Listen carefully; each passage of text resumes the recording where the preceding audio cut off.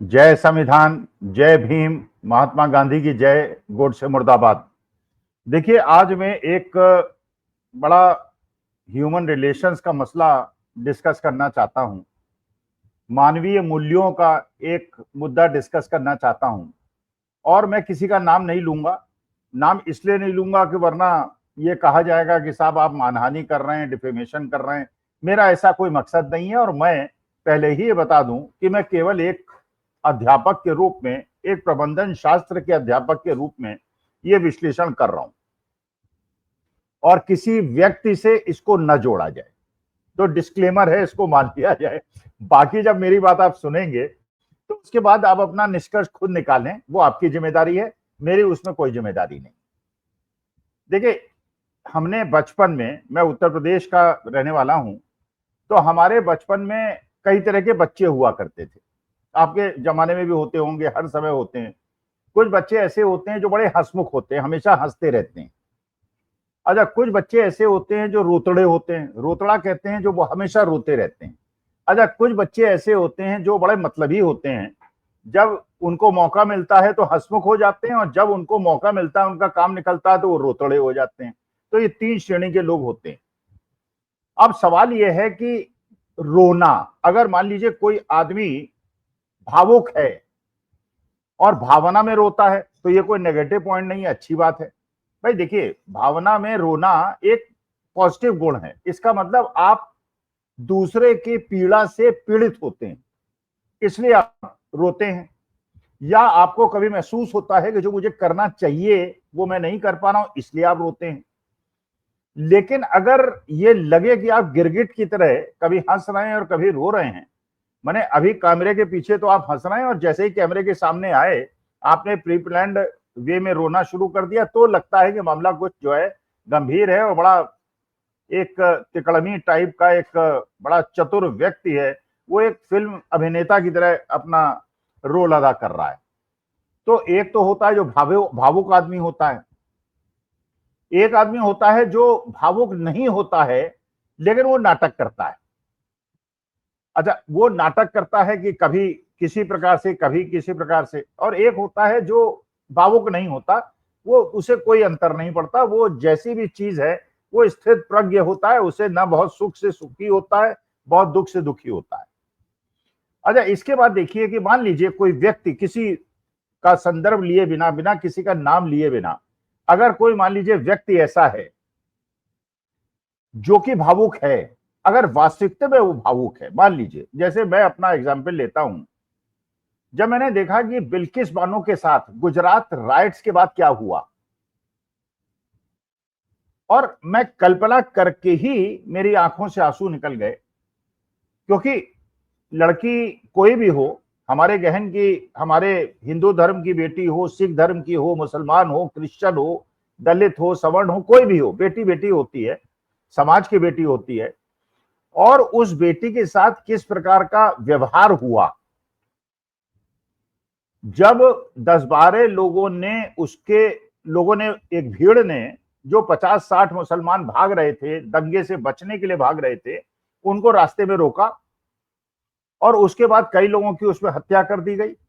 और एक बिल्किस बानो जो उस समय प्रेग्नेंट थी, उसके उसका प्रेग्नेंट लड़की के साथ रेप किया और उसकी 3-4 साल की बच्ची को पटक पटक के मार दिया। ये कल्पना कीजिए, आपकी आंखों से आंसू निकल आएंगे। क्योंकि इस प्रकार की बात की कल्पना करना हमारी सभ्यता और संस्कृति में किसी भी बेटी के लिए, किसी भी महिला के लिए, कि प्रेग्नेंट लड़की के साथ रेप किया जाए और उसके बच्चे को और बाकी भी जो उसके परिवार के लोग हैं उनको भी मार दिया जाए, तो आंसू न निकले, इसका मतलब यह है कि आदमी भावुक नहीं है।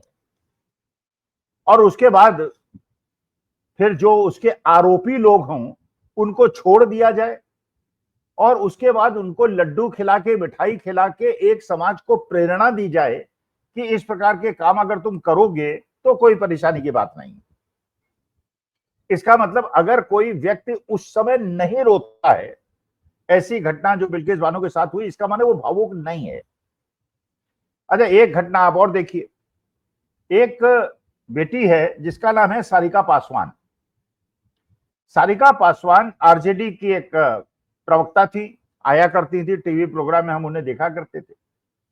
एक राजनीतिक दल के, भारतीय जनता पार्टी के एक नेता ने अभद्र भाषा का और इस प्रकार से उनके साथ अपमानजनक और जो किसी भी स्त्री के साथ नहीं होना चाहिए, बेटी के साथ नहीं होना चाहिए, वो व्यवहार किया और उस व्यक्ति के साथ देश के बड़े बड़े नेताओं की फोटो खींची।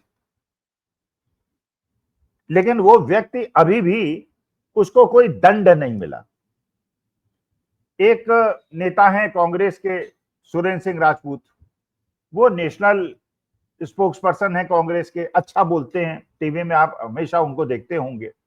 उनके साथ एक भारतीय जनता पार्टी के नेशनल स्पोक्स पर्सन ने उनकी माताजी के लिए जिस प्रकार की भाषा का उपयोग किया और अभद्र भाषा का उपयोग किया और गाली गलौज की भावना को उपयोग किया, उसके बावजूद अगर किसी को बुरा नहीं लगा और उसकी आंखों में आंसू नहीं आए, इसका मतलब वो व्यक्ति भावुक नहीं है और वो निष्ठुर है और उसको ऐसी घटनाओं पे कोई अफसोस नहीं होता। प्रेम शुक्ला जी को राष्ट्रीय प्रवक्ता के रूप में हटाया नहीं गया, उनको किसी प्रकार कोई दंड नहीं मिला, वो अभी भी कार्यक्रम में आते हैं, दूसरे प्रवक्ताओं से बदतमीजी करते हैं और बेहूदगी करते हैं। तो उससे सिद्ध होता है कि जो भी व्यक्ति ये कहता है कि मैं भावुक हूं और मुझे बहन बेटियों के अपमान में दुख होता है और कष्ट होता है, वो वास्तविकता में भावुक आदमी नहीं है, वो झूठ बोलता है, नाटक करता है। इसके बाद आप ये देखें, एक भारतीय जनता पार्टी के मेंबर ऑफ पार्लियामेंट थे रमेश विधोड़ी साहब। पार्लियामेंट के अंदर बड़े बड़े नेताओं के सामने वो व्यक्ति खड़ा होता है और एक अपोजिशन के मेंबर ऑफ पार्लियामेंट को जिस प्रकार की अभद्र भाषा का उपयोग करता है, गाली गलौज की भावना का उपयोग करता है, उसको कोई दंड नहीं मिलता। उसको किसी दूसरे प्रदेश के अंदर पार्टी के काम से भेज दिया जाता है और फिर विधानसभा का चुनाव उसको दिल्ली में लड़ा दिया जाता है। इसका मैंने समाज को एक मैसेज देना है कि इस प्रकार की अभद्र भाषा का प्रयोग करने वालों के व्यवहार से हम दुखी नहीं। लेकिन अगर मैं, मान लीजिए कोई भी व्यक्ति ऐसा हो जो ये कहे कि मुझे बिल्किस बानो की बात से कोई कष्ट नहीं हुआ, मुझे उसकी भावना से कोई कष्ट नहीं हुआ, मुझे सुरेंद्र सिंह राजपूत की बात से उसे जो गालियां दी गई उससे कोई अंतर नहीं पड़ा, मुझे सारिका पासवान के साथ जिस प्रकार की अभद्र भाषा का उपयोग किया गया उससे कोई अंतर नहीं पड़ा, मुझे जो रमेश विधोड़ी ने अपमानजनक भाषा का उपयोग किया उससे कोई अंतर नहीं पड़ा। और उसके बाद अचानक एक दिन, जहां वो 24 घंटे पहले एक इंटरनेशनल मीट के अंदर खिलखिलाता हुआ, हंसता हुआ और अट्टहास करता हुआ दिख रहा है, अगर वो कैमरे में आने से पहले हंसता हुआ दिख रहा है और कैमरे में आते ही रोना शुरू कर दे, तो इस बात को आप क्या कहेंगे? वो आदमी भावुक है या वो आदमी भावुक नहीं, और वो नाटक कर रहा है। अच्छा, इसके बाद मैं आता हूं दूसरे मुद्दे पर। देखिए, आपने ये देखा होगा और आपने सोचा भी होगा, मैंने भी सोचा, लेकिन फिर मैं एक प्रबंधन के छात्र के रूप में जब मैंने उसका विश्लेषण किया तो मैंने पाया जो ये काम किया गया था वो बड़ा सोच समझ के किया गया था। और ये इस प्रकार की ट्रेनिंग होनी चाहिए किसी भी बड़े राजनीतिक नेता के लिए। आपने देखा कि जब संजय गांधी की मौत हुई थी तो इंदिरा गांधी चाहे घर में छिप के रोई हो, पल्लू से अपना मुंह छिपा के रोई हो, लेकिन जनता के सामने नहीं रोई। जब इंदिरा जी की मौत हुई तो आपने देखा सोनिया जी वहां बैठी हुई थी, राहुल गांधी बैठे हुए थे, राजीव गांधी बैठे हुए थे, लेकिन रोते हुए नहीं दिखे थे। ऐसे ही जो असल में देश के बड़े नेता होते हैं उनको इस बात की ट्रेनिंग मिलनी चाहिए, या ट्रेनिंग मिलती है या उनको ये बताया जाता है उनके अध्यापकों द्वारा, गुरुओं द्वारा, कि अगर तुम रोगे तो इससे पता चलता है तुम विचलित हो, और तुम विचलित हो तो देश विचलित हो जाएगा, क्योंकि तुम देश के बड़े नेता हो। तो अगर इंदिरा जी की आंखों में आंसू आ गए होते, राजीव गांधी की आंखों में आंसू आ गए होते, तो देश की जो स्थिति थी उस समय, देश के अंदर अव्यवस्था फैल जाती। तो इसलिए जानबूझ के उन्होंने जनता के सामने अपने आंसू नहीं दिखाए थे। लेकिन अब ये देखिए, दूसरी तरफ देखिए, सुरेंद्र सिंह राजपूत के मामले में आपको कष्ट नहीं हुआ, दुख नहीं हुआ, आंसू नहीं आए।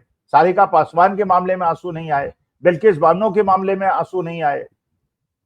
रमेश भिदोड़ी के मामले में आपको आंसू नहीं आए, लेकिन जब एक व्यक्ति ने, जो कि ऐसी जगह पे उसने गाली गलौज की जहां पे कोई बड़ा नेता राजनीतिक दल का मौजूद नहीं था, और उसका तुरंत उसको दंड मिल गया, वहां की भीड़ ने उसकी पिटाई भी कर दी और वो जेल भी चला गया और जेल के अंदर है। उसके बाद बिहार के अंदर बंद बुलाना और आह्वान करना कि आप जिस राजनीतिक दल से हम बताते हैं कि वो व्यक्ति था, जबकि गिरोह के कहता है, और ये अभी तक की सूचनाओं के अनुसार ये सिद्ध नहीं हो पाया है कि वो किस पार्टी से संबद्ध है। ये बात दूसरी बताई गई कि वो ओवैसी साहब से प्रभावित व्यक्ति, और उसके बाद इस प्रकार से प्रोवोक करना कि आप दूसरे के ऑफिस में जाइए और आंदोलन कीजिए और बंद बुलाया जाए। माने अगर ये बंद तब बुलाया गया होता जब बिल्किस बानो के साथ हुआ था, जब सुरेंद्र सिंह राजपूत के साथ हुआ था, जब सारिका पासवान के साथ हुआ था, तब तो ये समझ में आता है कि आदमी हर चीज में बराबर का देखता है। लेकिन अगर व्यक्ति इसको चतुरता से राजनीतिक हितों को साधने के लिए एक बड़ा नेता अगर इसको उपयोग में लाता है, तो मुझे लगता है कि ये एक राजनीतिक कूटनीतिक चाल है, और वो व्यक्तिगत संबंधों को और अंतर भावनाओं को भी राजनीतिक रूप से, क्योंकि देखिए एक पर्टिकुलर प्रदेश जैसे बिहार बंद की बात की गई, अब बिहार बंद में वहां डबल इंजन की सरकार है, केंद्र सरकार भी आपकी है, राज्य सरकार भी आपकी है। जिस आदमी ने दोष किया उसको आपने जेल भेज दिया, जितना दंड उसको मिल सकता था वो कोर्ट उसको दंड दे देगा, दंड और बढ़ा दीजिए, कानून में परिवर्तन कर दीजिए। लेकिन उसके लिए जब आप ही दोषी है कि उस आदमी की इतनी हिम्मत कैसे हुई, ये प्रशासन को ठेंगा दिखाते हुए उसने हमारे देश के यशस्वी प्रधानमंत्री मोदी जी की माता जी की बात कह दी, इसका मैंने उसकी हिम्मत कैसे हुई और प्रशासन ने उसको रोका क्यों नहीं। और जैसे ही उस आदमी ने बोला उसकी वीडियो बन गई, प्रचारित हो गई, तो ऐसा लगा कि ये स्पॉन्सर्ड प्रोग्राम है, और उस स्पॉन्सर्ड प्रोग्राम का तुरंत क्रिएटिव एक्शन हुआ, आंखों में आंसू आए और बंद कॉल हो गया और बंद हो गया। तो उससे जनता को ये लगता है कि मामला जो है कुछ गंभीर है और इसके राजनीतिक दोहन का प्रयास हो रहा है।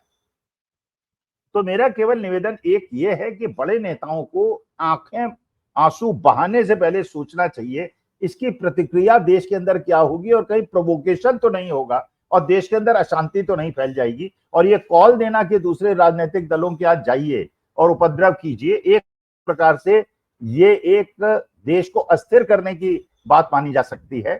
तो बड़े नेताओं को आंखों में आंसू लाने से पहले 4 बार सोचना चाहिए। रोना है तो घर के अंदर रो लीजिए, लेकिन बाहर आके मत रोइए, क्योंकि जनता पे उसका प्रतिकूल प्रभाव पड़ता है। और अगर आप रोते हैं तो, अगर आप भावुक व्यक्ति हैं तो कम से कम हर घटनाओं को बराबर मानते हुए और हर चीज पे अपनी व्यथा को प्रदर्शित कीजिए। लेकिन अगर सेलेक्टिव रूप से आप उसको प्रदर्शित करेंगे तो लगता है कि मामला राजनीतिक ज्यादा है और भावना से इसका संबंध कम है। नमस्कार, धन्यवाद और प्रणाम।